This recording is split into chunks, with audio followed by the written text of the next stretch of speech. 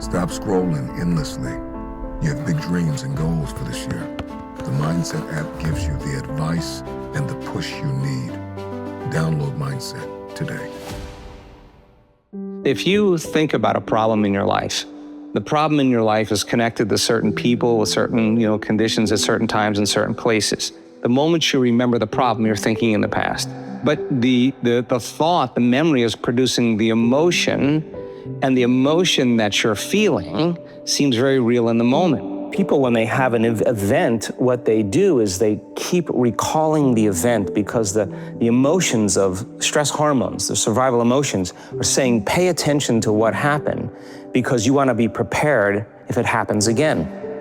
Turns out most people spend 70% of their life living in survival and living in stress. So they're always anticipating the worst case scenario based on a past experience. And they're literally, out of the infinite potentials in the quantum field, they're selecting the worst possible outcome, and they're beginning to emotionally embrace it with fear. And they're conditioning their body into a state of fear. When we stop doing all those things and reacting, and we start going, hey, what do you do? Oh, you're a solar panel guy? Oh, I'm a teacher. Oh, you're a doctor? Let's get together and let's start figuring out how to coexist. Oh, you're brown, I'm white, you're black. Who cares? That's the costume you're wearing to the masquerade. I celebrate your uniqueness. I'm weird too. And we're all like that. So the biggest lie is that kind of a way to create separation amongst people for the simple reason to disempower them. When you decide to change and you say, I want to get healthy, I want to get wealthy, I want to get free, the body says, listen, man, we got to get out of this misery. And I'd rather stay in my suffering and my pain than take a chance on possibility because it's been trained. The struggle in change is to be greater than the emotions that have been conditioned to the body, and to be greater than the habituation to get up and check your cell phone or check your email, all the stuff that we do. You can't be in the present moment when you're doing that. So it takes an enormous amount of energy, an enormous amount of awareness to be able to settle the body down. If you can do that enough times, the heart all of a sudden tells the brain, hey, the past is over, the trauma is over, the betrayal is over, and it resets the baseline in the brain so that the person is no longer interested in the past. The heart has actually taken the body out of the past into the present moment. Now the heart is the creative center, and what does it say? Dream. Dream of a new possibility. This is your imaginary state, is where the brainwaves change. And all of a sudden you start thinking about possibilities you'll never have ever thought about before because you're feeling the emotion of that future. And because you can feel the emotion of that future, you can put your attention on it, right? And where you place your attention is where you place your energy. And when we make those choices, in spite of those voices over and over again, the voices go away. And whether you're becoming a champion in handball or whether you're being a father or whatever it is that you make up your mind to do, if you really make up your mind to do that, you gotta make a different choice. A lot of different choices, and those choices lead to different behaviors, and that's how you change. When the heart begins to open and it begins to become coherent, in other words, when you're feeling frustration or impatience or judgment, your heart is beating very incoherently. When you're feeling love and gratitude, kindness and care, there's a rhythm, there's a cadence that the heart has that's very coherent. It immediately informs the brain that the trauma is over. The heart tells the brain the past is over, the event is over, and it resets the baseline in the brain. And so now the person, when they look back at their past, they're no longer looking at it from the same level of consciousness. In fact, many of them will say, oh my God, I needed to go through all of that to get to this point right here. They'll tell you, they'll say, I wouldn't want to change one thing in my past because it got me to the present moment. Okay, so we work with Navy SEALs, special ops, prisoners. We work with people that have had some very serious traumas, difficult childhoods. These people are, night terrors. It's kind of funny because the moment that person actually breaks through from the emotion, and the words they typically describe, they say it was like my heart exploded. It's like my heart blew wide open. The moment that happens, they're bringing their body right out of the past, right into the present moment. You can't tell me that your past was so brutal that you can't change. Because we have seen people with some really, really horrible pasts that literally are completely different people that have completely different lives. The memory without the emotional charge is called wisdom. And now you're ready for the next adventure in your life. The soul can't go to the next adventure if it's holding on to the past. The first step to change is examining your thoughts, paying attention to how you speak and how you act, and look at these emotions that keep you connected to the past and finally decide, does this emotion belong in my future? And it's so much easier to make the same choice every single day, and the hardest part about change is not making the same choice as you did the day before. And the moment you decide to make a different choice, you're going to feel uncomfortable because you're stepping from the known into the unknown. So some people would rather cling to their self-pity than take a chance and possibility. They'd rather tell the story of their past instead of telling the story of their future. They'd rather believe in their past instead of believe in their future. We live in chronic disbelief. What if the truth was that you're greater than you think, more powerful than you know, more unlimited than you could ever dream? If that was the truth, that you are the creator of your life, if you believe that to be the truth, then you have to believe in yourself. Unconsciously, we're always waiting for something out there in our life to change so that we can change or feel the relief of the lack of what we don't have. Probably a chronic disbelief that many of us have that we're not creators of our life. Only when we get the parking space or something good happens to us do we believe that we're the creator of our life. But imagine a world where everybody actually took responsibility in being the creator of their life and no longer the victim of their life. I think we would see a dramatic shift in consciousness. If we default and become the victim of our life, and we say that some person or some circumstance or some condition is causing me to feel this way and to think this way, the only person that's hurting those emotions is really you. It is. It really is. And if the answer is, well, you don't understand, I have a reason to feel this way, then you're not there. You're not there. You're not beyond your past. Because the stronger the emotion you have to some person or some past event, the more you pay attention to it. Where you place your attention is where you place your energy. So you're giving your power away, your life force. Living in fear and living in anger and living in hostility and hatred and judgment and resentment, that has nothing to do with your future. It has everything to do with the past. The soul can't go to the next adventure if it's holding on to the past. The research shows that 50% of the story we tell in our past isn't even the truth. That means that people are reliving a miserable life they never even had. And they use the problems, they use the conditions in their life to reaffirm their addiction to that emotion. They need their enemy to feel hatred. And if their enemy died, they'd still feel hatred, or they'd find another one. They need the bad relationship, they need the bad job in order to feel, and that's why it's hard to change. The thought and the feeling is making the body become conditioned subconsciously into the past. And so now that becomes their state of being, and now they behave as if they're in their past, and they think as if they're in their past. And how you think, how you act, and how you feel is called your personality. And your personality creates your personal reality. That's it. That's it. So the present personality who's sitting here today called you has created the present personal reality called your life. That's the truth. Well, everybody has a story, right? The way we make memories is from emotions. So if you have an event in your life that's highly traumatic, just as an example, the moment you perceive that event in your life through your senses, the more the brain freezes a frame and takes a snapshot. And that's called the long-term memory. Every time they review the event in their mind. They're producing the same chemistry in their brain and body as if the event was occurring. So again, the body's reliving the trauma 50 to 100 times in the day, and now the trauma is no longer in the brain, the trauma is emotionally conditioned in the body, right? So if you say to the person, why are you so bitter? Why are you so sad? Why are you so unhappy? They'll say, I am this way because of this event that happened to me 10 years ago.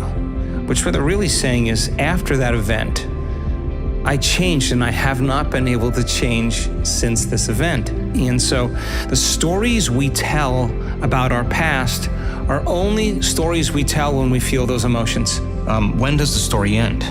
And I'm not certain that insight changes behavior. You could have a realization, or even from an exogenous drug, you can have a realization or an insight. But if you still can't function in your life and you're still, you haven't connected with your wife, or, you're still dealing with trauma, it hasn't served you at all. Like, so the insight that your father was overbearing, or your mother was a perfectionist, or you were beaten as a kid, and that's why you're this way, it doesn't change the behavior. The only way you're going to free yourself from that person or from that past experience is for you to literally overcome the emotion. So, God, we've all had people do really horrible things, and we've probably done some horrible things to people as well. But I don't think you can free yourself or free them unless you decide that, love is going to be the thing that heals it. And forgiveness to me is just overcoming the emotion. That's it. Okay, overcome the emotion, you no longer have your attention on that person, you're calling energy back to you and you're building your own field. And there's energy now to heal, there's energy now to create, there's energy now for the mystical experience. And the side effect of that is forgiveness. It's not something that you have to do, it's just something that automatically happens. There's a liberation of energy, the heart opens up and the person feels completely different. Now that's when they see their past, and some of them say, I don't want to change one thing in my past. It's perfect. I would have never gotten to this moment unless I've been through all of this. One moment, their heart opens and all of a sudden they see it all. They see their betrayers. They have nothing but forgiveness for them. Wow. Their body heals, their mind heals, they completely change. They have another opportunity in life. If you change, your life changes. And nothing changes in our life until we change. And so you can't do that if you're feeling frustrated, or if you're feeling anger, if you're feeling resentment. You'll always hold a grudge. Your thoughts can make you sick. That's why it's hard to change. And then the question is, if your thoughts could make you sick, can your thoughts make you well? And we're actually discovering that that's absolutely possible. Every time you have a thought, you make a chemical. And if you have a happy thought or think of something happy, you turn on a set of neurological networks in your brain that fire in a sequence, a pattern, a combination that makes you feel a certain way as you secrete a certain hormone. Okay, the moment you start to feel happy, the moment you start to feel joyful, your brain is checking in with your body saying, Chris, you're feeling pretty joyful. And so then the chemistry influences you to think more wonderful thoughts. But you could have thoughts that make you feel guilty. And you can turn on a different set of circuits in your brain to make you feel differently. The moment you feel miserable, the moment you feel victimized, the moment you feel suffering, the moment you feel pain, and you can't think greater than how you feel, the brain's checking in with the body and saying you're really miserable, and it generates more corresponding thoughts equal to that feeling. So it's thinking and feeling and feeling and thinking. This loop of thinking and feeling and feeling and thinking creates a state of being. And again, you can become addicted to your own thoughts. And people become addicted to the life they don't even like. So in order to change, if you wanted to arrive at a new goal or new vision of your future, you'd have to change something about yourself in order to get there. And you'd have to change the way you think, the way you act, and the way you feel.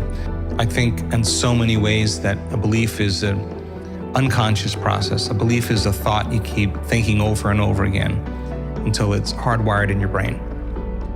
And most beliefs are based on past experiences. And so many people have a belief about something that has to change in order for them to arrive at a new place in their life. There's 2 times the door to the subconscious mind opens up: when you wake up in the morning and when you go to bed at night. So those are really key times if you want to reprogram your subconscious mind. So it's important for us to, in the morning or the evening, instead of reaching for our cell phone and checking our texts and our WhatsApp and our Telegram and our social media and our Instagram and our Twitter, and they get connected to everything known in their life. Before you start that, try this out as an experiment. Before you start your day, instead of falling into that redundant habit, literally go inward and forget about your outer world. No longer think about anything out there. And if you were sitting there in silence, aware of nothing but you, and you said, okay, what is the greatest expression of myself I can be today? Let me think about how I do want to feel today. Let me open my heart to life again. Let me feel kindness and care and love and gratitude and appreciation. Let me bring up that feeling. Let me feel it with my heart. And ask yourself, can I stay in this state my entire day?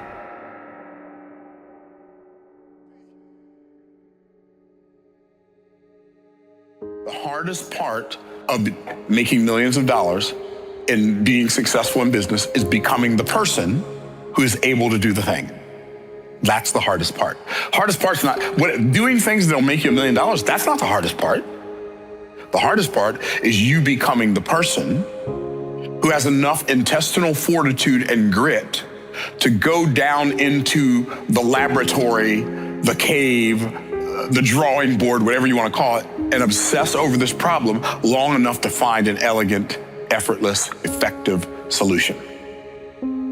That's the part. Because most people don't have enough intestinal fortitude, they don't have enough stick-to-itiveness, they don't have enough grit to last through the learning curve to become the person who can do the thing that makes them deserve to have the stuff. Yeah, even if you take a tree growing in a garden, you plant the seed in the ground. In order for the seed to become a tree, the first thing it must do is exactly the same as the first thing we must do when we're getting ready to go through our transformation. What is that? It must be willing to cease to be a seed. Unless I'm willing to cease being what I've always been, I can never become whatever I can't have the potential to become.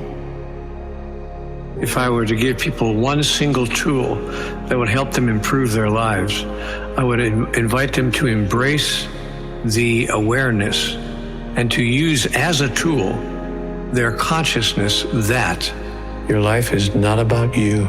It's about everyone else whose life you touch and the way in which you touch it. Everything that you hope to manifest in your life and searching for all the good things in life come to you automatically, almost without trying. That's all you'll need to transform your experience of who you are and to touch everyone else in life in a way that would allow them to begin to experience who they are. I came to realize that it's not about me. The experience is yours, but the experience that people take from the content, you will never own. I will never know how much what I do affects people or doesn't. I'm not responsible for what happens with what is created once it's out in the world. The reason I was there was not to have a personal experience. The reason I was there was to make a film that could potentially shed light on an issue or teach something to people, because I was so busy worrying about being Mr. Program Maker and making this film that was perfect in my mind's eye. Whereas in reality, the conversation that was being had never been had before. And as a result, it actively changed lives of people watching. It literally changed the lives of people that messaged me. It wasn't about me. And being comfortable with that is quite difficult, but also quite freeing in a lot of ways. People come to the work for all kinds of reasons, and I don't really care. But by the time they start doing the work, all they really want to do is give.